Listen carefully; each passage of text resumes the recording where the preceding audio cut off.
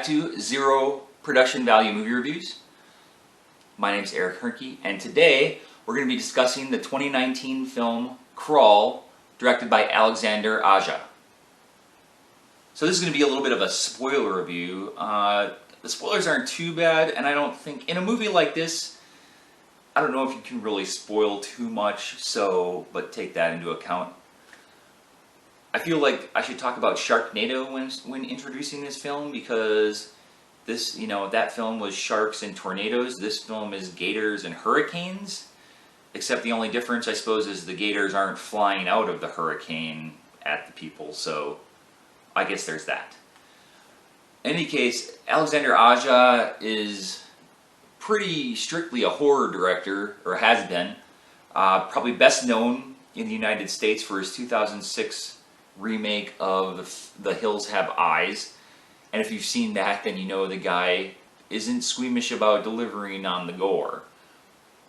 But his best movie is probably 2003's High Tension, which has landed on more than a few best of all time horror list kind of things. So it's a French language movie, but if you haven't seen it, I highly suggest it. I'm actually planning on watching that soon and giving it a review.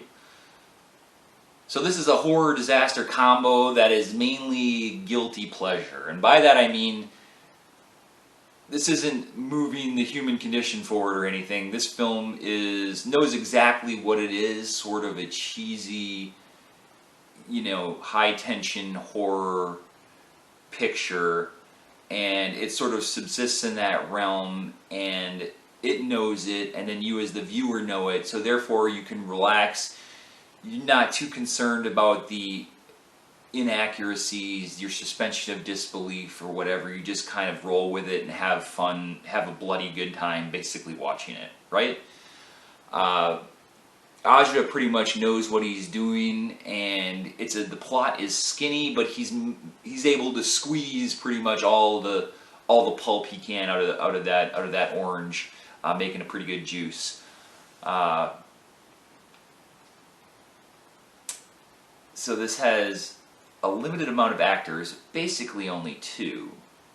We're introduced to Haley Keller, played by Kaya Scodelario.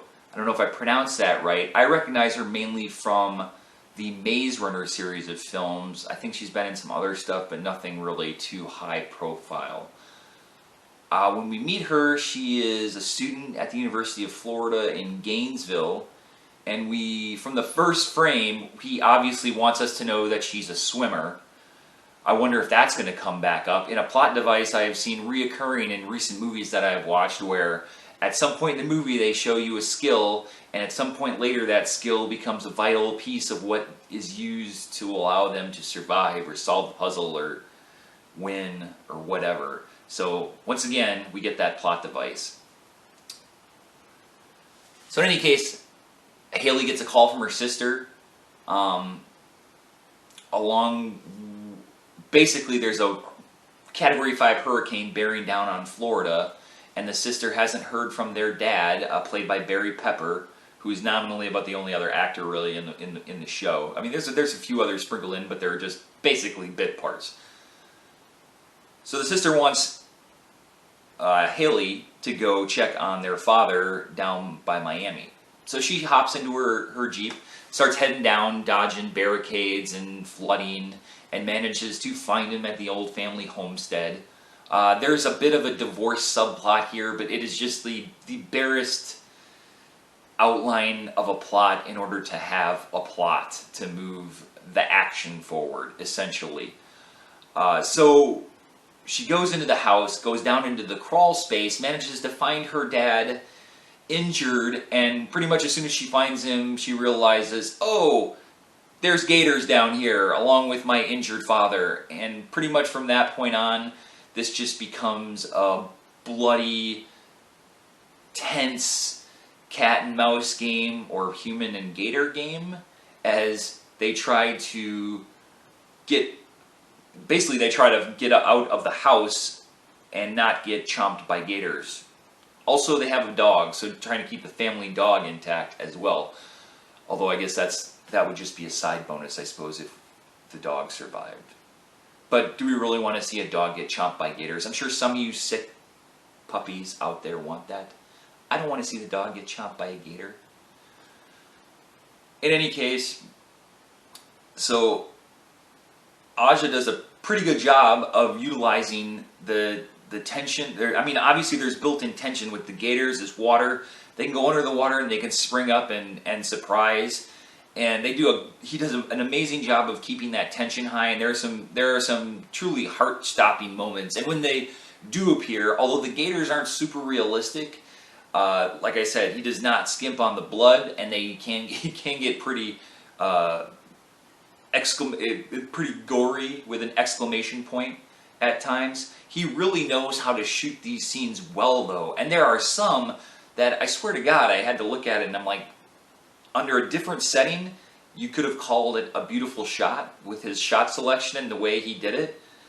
Like there's one scene that just brings to mind, and it's like I said, this is going to be morbidly beautiful, but it's like the gator takes a person down and is doing one of those rolls, but the way he shoots it, you're just watching it and you're like, wow, that's a really well staged, beautiful shot.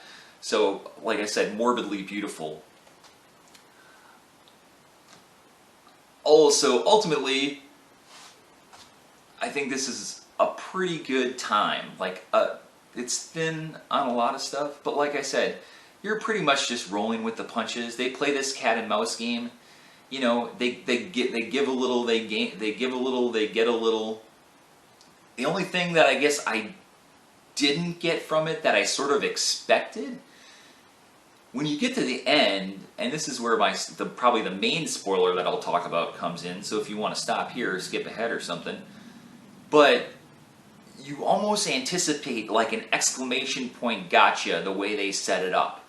And I'm watching it going, and you see it coming, and then they just don't do it. You're like, oh, you guys are going to do this, and and you're just going to cut.